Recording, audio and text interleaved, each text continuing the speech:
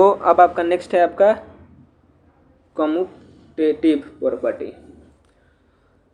Commutative property same to same, इसमें भी वही एक जीना ने सेट ले लिया, इनमें से ये कम्यूटेटिव होगा यदि आप दो एलिमेंट्स लेते हैं, मतलब कि ए और बी का अडर पेयर लेते हैं जी से, तो ये कम्यूटेटिव होगा इफ ए स्टार बी करिए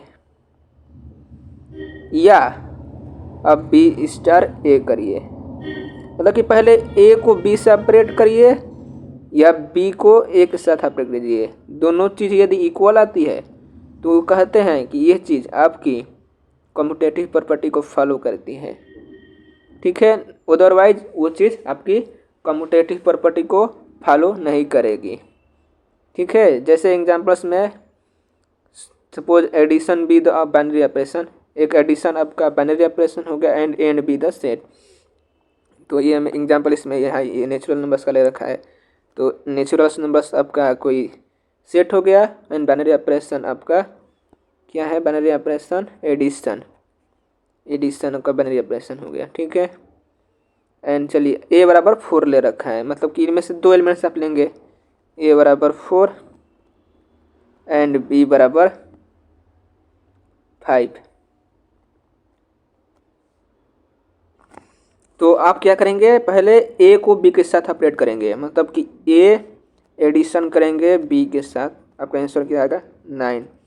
अब दूसरी बार क्या करेंगे, पहले बी को लिखेंगे उसके बाद इसको ऑपरेट करेंगे प्लस के साथ और फिर ए को लेंगे, आंसर क्या आ गया 9। ये दोनों क्या है, इक्वल है, सो ये क्या हो गया, एक कम्यूटेटिव प्रॉपर्टी को फॉलो कर गया। चलिए यदि आप चलिए नेचुरल नंबर्स को ऑपरेट कराइए सबट्रैक्शन के साथ और चेक कीजिए कि वो कम्यूटेटिव को फॉलो करता है कि नहीं। तो मैंने नेचुरल नंबर ले लिया एंड ये सबट्रैक्शन ले लिया आपका, ठीक है, बाइनरी ऑपरेशन सेट हो गया नेचुरल नंबर्स ये। तो नेचुरल नंबर चलिए 1 और 3 को ही लेते हैं, एक जो कि नेचुरल नंबर्स में बिलोंग कर रहा है। अपड्रैक्ट कहते हैं, मतलब कि यहाँ पर क्या है, ए बराबर 1 है, बी बराबर 3 है, आपको दिखाना है to show A star B equal to B star A, मतलब स्टार यहाँ पर क्या दे रखा है, स्टार है आपका सबट्रैक्शन। चलिए तो करते हैं, फर्स्ट एलिमेंट ए बराबर 1 है, 1 माइनस आपका स्टार हो गया, बी क्या है 3, आपका आंसर क्या आ गया -2। सेकेंड नाउ बी स्टार ए, बी क्या है आपका 3 माइनस ए क्या है 1, आंसर क्या आ गया 2। आप देख रहे हैं -2 not equal to 2, so natural number subtraction के साथ कम्यूटेटिव प्रॉपर्टी को फॉलो नहीं करता है, इसलिए नेचुरल नंबर रॉन्ग है कम्यूटेटिव प्रॉपर्टी के लिए। तो आप देख रहे हैं कि कम्यूटेटिव प्रॉपर्टी फॉलो भी कर सकती है किसी ऑपरेशन के साथ और नहीं भी फॉलो कर सकती है। तो कम्यूटेटिव प्रॉपर्टी आपको अच्छे से समझ में आ गया होगा। तो आइए आगे बढ़ते हैं और नेक्स्ट प्रॉपर्टी को समझते हैं कि नेक्स्ट प्रॉपर्टी बाइनरी ऑपरेशन की क्या है। तो आपका नेक्स्ट प्रॉपर्टी है डिस्ट्रीब्यूटिव प्रॉपर्टी, ठीक है। डिस्ट्रीब्यूटिव प्रॉपर्टी को समझने के लिए आपको दो बाइनरी ऑपरेशन लेना पड़ेगा, ठीक है। डिस्ट्रीब्यूटिव प्रॉपर्टी क्या होती है, मैं आपको ये पूरा अच्छे से समझाता हूँ, क्योंकि देखिए आपको मैं पहले से कह रहा था, अपने बाइनरी ऑपरेशन को अच्छे से समझ लिया अगर, तो आगे के कोई भी सवाल बहुत ही आसानी से कर सकते हैं, क्योंकि एक बाइनरी ऑपरेशन ही वो की है पॉइंट है ग्रुप थ्योरी का, जो कि किसी भी सवाल को करने के लिए, आपको ऑपरेशन को करने के लिए बहुत ही अच्छा की पॉइंट तैयार करता है, ठीक है।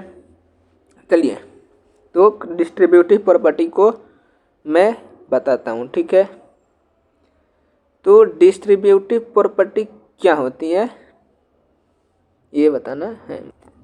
सपोज कीजिए आपके पास दो ऑपरेशन है, पहला एक स्टार ऑपरेशन है और दूसरा एक हैज ऑपरेशन है। ठीक है, ये दोनों क्या है एक प्रकार के, ये दोनों है बाइनरी ऑपरेशन। थोड़ा इसको जूम करते हैं और लिखने में थोड़ा आसानी होगा मेरे लिए। ये दो आपके बाइनरी ऑपरेशन है। ठीक है, तो यदि कोई जी नॉन एम्प्टी सेट है, ठीक है, यदि आप इनमें से 3 एलिमेंट्स लेते हैं A B C belongings to G, then it will follow distributive, then it will follow distributive. चलिए आपने सुन लिया, मैंने लिखा है ऊपर डिस्क्रिप्शन में, वहाँ से लिख लीजिएगा। इट फॉलो डिस्ट्रीब्यूटिव इफ क्या, यदि आप ए फर्स्ट बाइनरी ऑपरेशन करते हैं स्टार बी, ठीक है, और बी को सी के साथ हैज का करते हैं, मतलब दूसरा जो ऑपरेशन है प्लस माइनस गुणा भाग, तो ये रिजल्ट यदि आपको वापस ये मिलता है ए स्टार बी, ठीक है, मतलब इसको इससे करिए, उसके बाद हैज का ऑपरेशन करिए,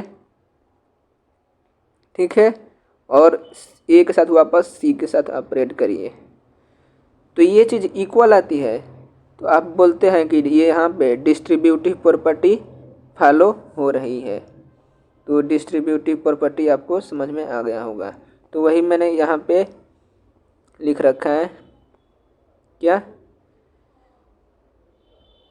late star and has be two binary operation, star and has be two binary operation हो गए, बाइनरी ऑपरेशन, ठीक है, defined on a non empty set S, तो यहाँ पे जी लिखा है, चलिए मान लीजिए एस कर लीजिए, कोई भी तो सेट ही है। The binary operation are distributive, ये डिस्ट्रीब्यूटिव कब होगा, यदि 3 एलिमेंट्स ए बी सी, देखिए ए बी सी एलिमेंट्स ले लिया यहाँ पे एस से, ठीक है, देन यदि आप ए स्टार बी हैज सी, मतलब कि दूसरा यहाँ पे ये हैज भी आप किया है आपका प्लस माइनस गुणा भाग ये है, यहाँ पे भी एडिशन सब्सट्रैक्शन एंड वही सेम टू सेम कुछ भी हो सकते हैं। तो A star B has C equal आता है A star B plus A star B, जो कि प्लस माइनस गुणा भाग कुछ भी स्टार हो सकता है, हैज भी हो सकता है, हैज ए स्टार सी हो जाता है फॉर ऑल। तो ये होता है आपका डिस्ट्रीब्यूटिव प्रॉपर्टी। जैसे एग्जांपल्स में है, suppose star B, star is the multiplication operation, multiplication operation है किस सेट पर ये दिया होगा, is the multiplication operation and has B the subtraction, मतलब और हैज क्या है, सबस्ट्रैक्शन, हैज आपका सबस्ट्रैक्शन है, दो ऑपरेशन होंगे बाइनरी ऑपरेशन, ठीक है, डिफाइंड ऑन जेड, दोनों क्या है जेड में डिफाइंड है दोनों, ठीक है, सेट ऑफ लेट ए बराबर 3, मतलब कि एक आपका 3 है, बी आपका 4 है एंड सी आपका 7 है। देन देखिएगा आप पहले इस वाले को करते हैं लेफ्ट साइड को, लेफ्ट साइड किया था पहले 3 को पहले ऑपरेशन के साथ, इस पहला ऑपरेशन किया है मल्टीप्लिकेशन, और 4 को दूसरे ऑपरेशन किया है आपका सब्सट्रैक्शन -7। इसको आप हल करिए, क्या होगा 3 गुणे सोल्यूशन करेंगे तो ये 7 में से 4 जाएगा -3, आंसर क्या आएगा -9। तो ये आ गया आपका लेफ्ट साइड। एंड अब राइट साइड किया था पहले ए को बी के साथ मल्टीप्लाई कीजिए फर्स्ट ऑपरेशन के साथ, फर्स्ट ऑपरेशन क्या था मल्टीप्लिकेशन, तो यहाँ ए ही लिख दिया मैंने, अंक ए बराबर क्या दे रखा है, ए आपका है 3, फर्स्ट ऑपरेशन किया है मल्टीप्लिकेशन एंड बी क्या है आपका 4, और यहाँ पर क्या होगा हैज दूसरा ऑपरेशन क्या है माइनस, और ये अब क्या है आपका यहाँ पर क्या होगा ए ही होगा, और इसको दूसरे फर्स्ट ऑपरेशन के साथ अपडेट करेंगे और यहाँ पे सी लिखेंगे, सी बराबर क्या है 7। आपको इसको हल करेंगे, सोल्यूशन 3 चौक के 12 -17 की 21, तो आप इसको हल करेंगे तो -9। अब क्या देख रहे हैं कि ये और ये चीज़ दोनों इक्वल है, तो यहाँ पे डिस्ट्रीब्यूटिव प्रॉपर्टी फॉलो हो रही है। तो आप आशा करता हूँ कि आपको डिस्ट्रीब्यूटिव प्रॉपर्टी पूरा अच्छे से समझ में आ गया होगा। यदि आपको कोई भी डाउट हो तो पूछ सकते हैं मेरे से। तो यहाँ पे आपका डिस्ट्रीब्यूटिव प्रॉपर्टी ख़त्म होता है। और आइए यहाँ पर लेक्चर को समाप्त करते हैं। और अब आपकी केवल 2 प्रॉपर्टी बचती है आपकी, एक आइडेंटिटी एलिमेंट और एक इनवर्स। ठीक है, तो वो भी वीडियोज़ में आते रहेंगे, सारे बने प्रश्न प्रॉपर्टी मैं समझा दूँगा। ठीक है।